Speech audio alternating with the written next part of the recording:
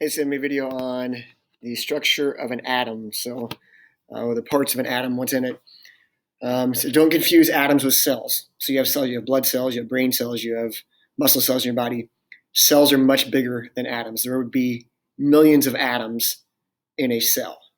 Okay, millions of atoms in a cell. So periodic table, looking at that. So I don't know how much you know about the periodic table, but not a huge amount right now. You have to know, but every element is different because they have different numbers of protons. Okay, so hydrogen's got 1 proton, helium's got 2 protons, lithium has 3, beryllium has 4. So that makes every element different. Okay, and they're substantially different from one element to another just based on that number of protons. Okay, they could have the same number of neutrons, 2 elements could, and they could have the same number of electrons at times. Okay, but they will never have the same number of protons. Different number of protons makes them different. The other thing that's important to remember is that one element doesn't turn into another one unless there's a nuclear reaction or nuclear change, which doesn't happen very often. So generally, elements that were here 10 billion years ago are here now. If we think about the general structure of an atom, okay, so if I was going to draw an atom,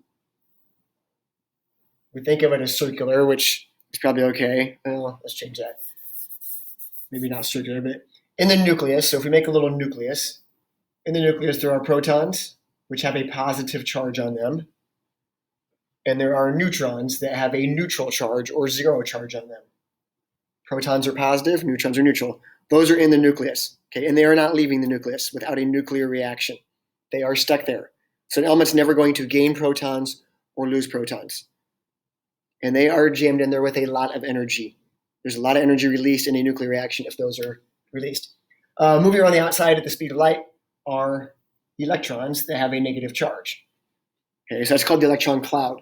And they're moving 3-dimensionally all around the atom. There could be multiple electrons, might only have 1 electron, like a hydrogen atom. Only the things in the nucleus have any mass to them.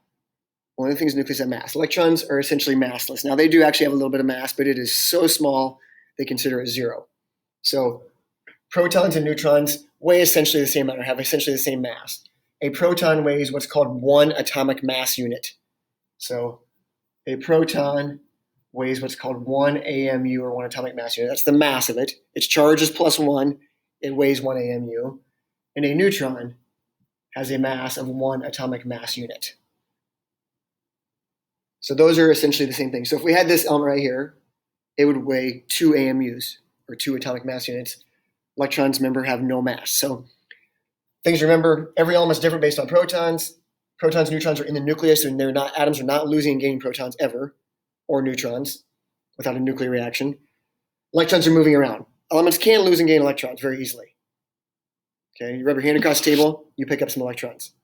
So electrons can be gained and lost very easily by elements. They're always moving around.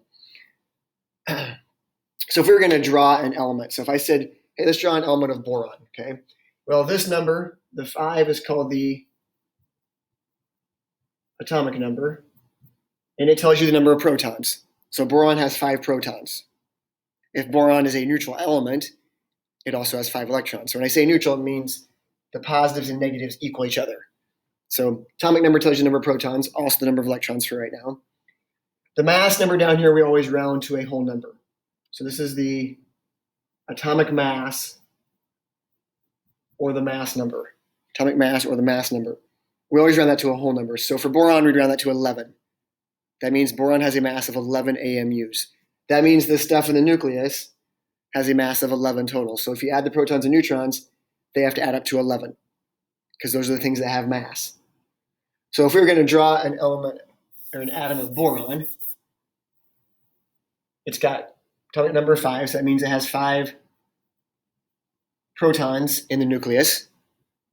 Its mass number is 11, rounding that to the whole number. Mass number is 11, so this has to be 11 total AMUs in there, so it would have 6 neutrons. Those have to add up to the mass. So it has a mass of 11. Well, electrons floating around, there would be 5 electrons floating around, okay, moving around the nucleus. 5 of them moving around. Electrons and protons are equal if the element is neutral. Now, sometimes elements gain and lose electrons, and then it's not neutral anymore. Then it has a charge to it. So mass number is the stuff in the nucleus. atomic number is the protons and electrons for right now. So if we were looking at another element, actually I'm going to go back to a different sheet, so get off there. Let me pause you for just a second. So this is kind of your notes packet sheet that I've given out. This kind of breaks things down for you. So the charge in each thing, protons are +1, neutrons are neutral, electrons are -1. That's the charge. This is the masses. Remember, the stuff in the nucleus has mass. Electrons have no mass. Okay, and here's how you get them. So atomic number tells you these two. Mass number minus atomic number tells you neutrons. So if I say to draw an element, okay, so if I said draw an element of fluorine, okay, if we're going to draw fluorine. So we're going to draw fluorine. So I usually just put a little circle with the nucleus, put the number of protons and number of neutrons that are in there, and tell me how many electrons are moving around. Now, the electrons are in locations we'll get to later. For right now, not that big a deal. So you look in the periodic table, fluorine's atomic number is 9. So that means it has 9 protons and 9 electrons moving around the outside. Remember, they can gain and lose electrons, not ever going to gain and lose protons. The neutrons, to get the neutrons, you got to take its mass number, which is 19. So its mass equals 19 AMUs, which means it has to have 19 things in the nucleus. Well, if there's 9 protons and it weighs 19, there must be 10 neutrons. Okay, has a mass number of 19. Mass number 19. All right, that's basic atomic structure. Let's go to isotopes. Okay, isotopes are atoms of the same element that have different numbers of neutrons. So, for example, there are 2 major isotopes of carbon. There is something called carbon-12, which means it has a mass of 12 AMUs. And carbon-14 has a mass of 14 AMUs. So these are isotopes of carbon. Okay, and they don't generally change into one or the other. There are a certain number of carbon-12, a certain number of carbon-14s. These are radioactive, so they do actually turn into another element. But most atoms are not doing that. So for some reason, when atoms came about, were created, there are different isotopes in them. So what that means is there's still carbon, so they still have to have the same number of protons because they are carbon atoms. So carbon, if you look on the periodic table, has a mass number of, has an atomic number of 6. Both of these would have 6 protons. They both also would have 6 electrons floating around the outside of the nucleus in there. What's different about them is they have different numbers of neutrons. They have different masses. This one has a mass of 12, so it must have 12 things in the nucleus, so it's got 6 neutrons. Mass number 14 means it must have 8 neutrons in the nucleus. Still the same element. So if you look at like your skin right now, it has some carbon-12, some carbon-14s, a huge more number of carbon-12s than there are 14s. But you can't tell the difference between those. You can't see those atoms and tell the difference. They look very, very similar. They look exactly the same. And these are not going to turn into each other. These ratios are staying the same forever.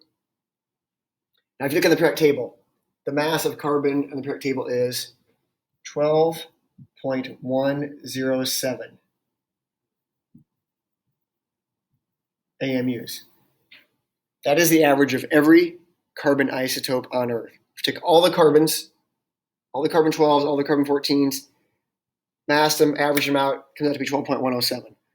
Well, that means there must be a huge more number of these than there are those, since the average is way closer to 12 than it is 14. So 99-point-something% of carbon atoms have this mass, small percentage of that mass. All right, one more little part here. So if you see K39, K40, K41, those are all potassium, so they all would have, if we look at potassium in the periodic table, all of those would have, all of these would have 19 protons because they are potassiums and 19 electrons. The difference would be this one would have 39 minus, that would have 20 neutrons. This one has 21 neutrons, and that one has 22 neutrons. Okay, again, they're not changing from one kind to another, there's just certain ones that have that many as you're doing that. All right. That's it for atomic structure and isotopes for right now. we'll come back and do some more later.